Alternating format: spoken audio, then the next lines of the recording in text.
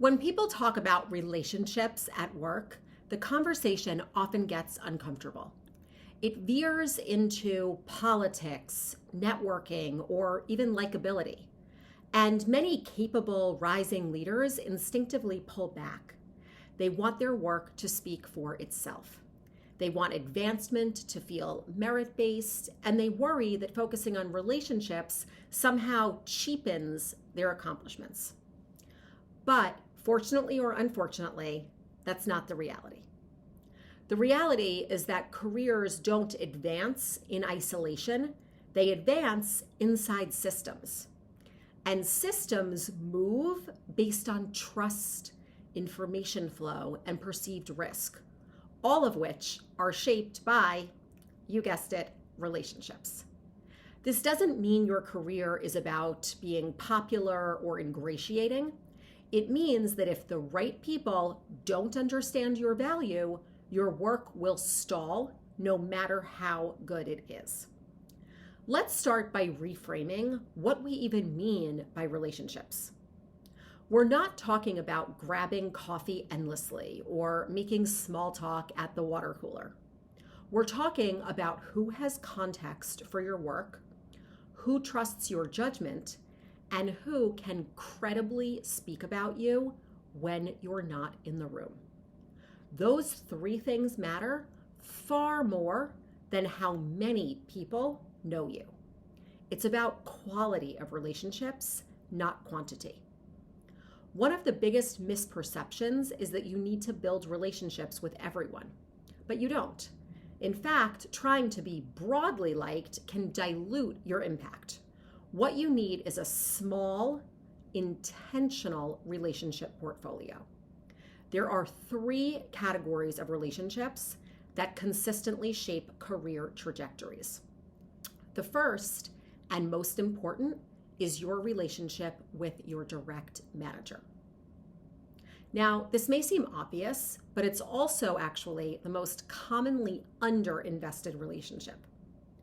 Many people assume that as long as they're delivering and doing a good job, the manager relationship will take care of itself. But that is rarely the case. Your manager is your primary translator, both to the rest of the organization about you and about the organization to you. It's the person who explains your work to others, represents you in calibration conversations, and decides whether to advocate for you, or simply confirm that, yeah, you're doing fine. If your manager cannot easily articulate what you're responsible for, what outcomes you drive, and how you add value beyond mere execution, then your career is vulnerable regardless of your performance. A strong manager relationship is built on clarity and on predictability, not on flattery. So your manager should never be surprised by your work, your challenges, or your ambitions in terms of where you expect your career to go. This should all be known to your manager, and you're the one who needs to make it known.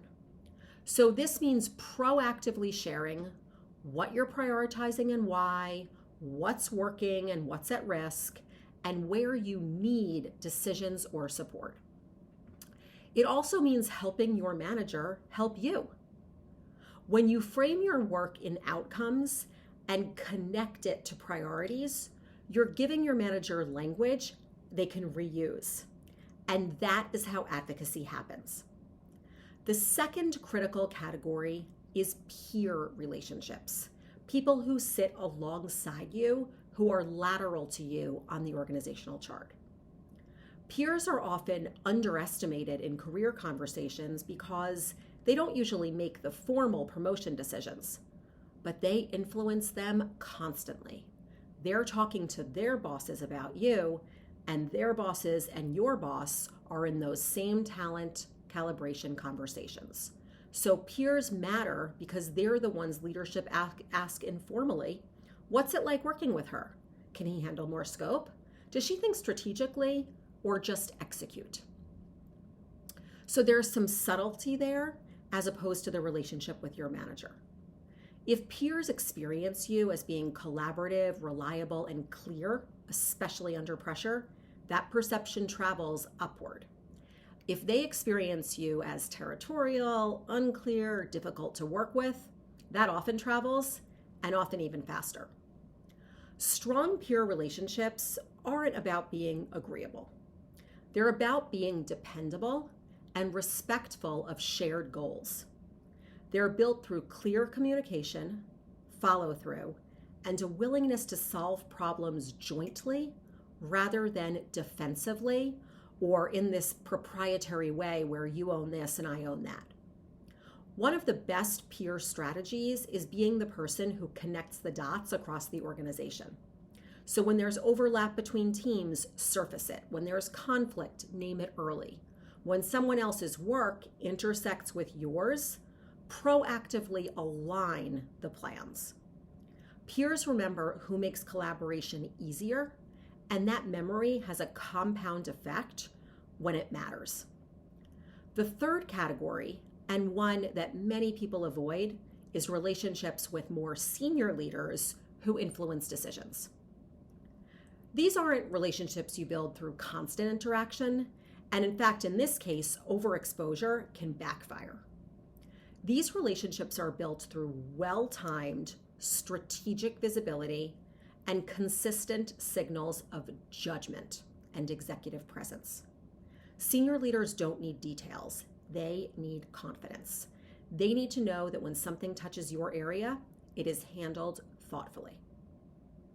This often happens in a number of ways. It can look like a sharp question in a meeting, a concise summary that clarifies direction when it's otherwise lacking, or maybe a recommendation that shows you understand the trade-offs of a certain decision that has to be made. You don't need to be known as the hardest worker. You need to be known as someone who brings clarity to ambiguous situations, reduces risk, or anticipates issues. Another important relationship category, also often overlooked, is cross-functional allies. These may be peers or they may be at different levels of the organization. They're people outside your direct line who understand how your work fits into the broader system. And they're invaluable because organizations rarely promote in silos. Decisions are made with input from multiple functions about what kind of partner you are. And when cross-functional partners trust you, they reinforce your value in rooms you may never enter. They say things like, she's great to work with, or he always thinks about the bigger picture, or they make this easier. That kind of reputation is powerful, and it's built through reliability, communication, and shared problem solving. Now, let's address a common fear. In building these relationships, I don't want to be seen as political. Well, here's the distinction that matters. Politics is about self-preservation. Relationships are about health of the overall system. The key is to stay focused on the business. When you build relationships with the intent of making work smoother, decisions clearer, and outcomes better, you're not playing politics, you are doing leadership work. Congratulations. Avoiding relationships doesn't make your career more merit-based. It makes it less visible. Another challenge people may face is timing. They only think about relationships when they need something, a promotion, a role support in a tough situation. At that point, it's too late, and it's pretty transparent what you're doing. Strong career relationships are built before you ever need them. They're built through small, consistent interactions that create familiarity and trust over time. Now, this doesn't mean constant check-ins.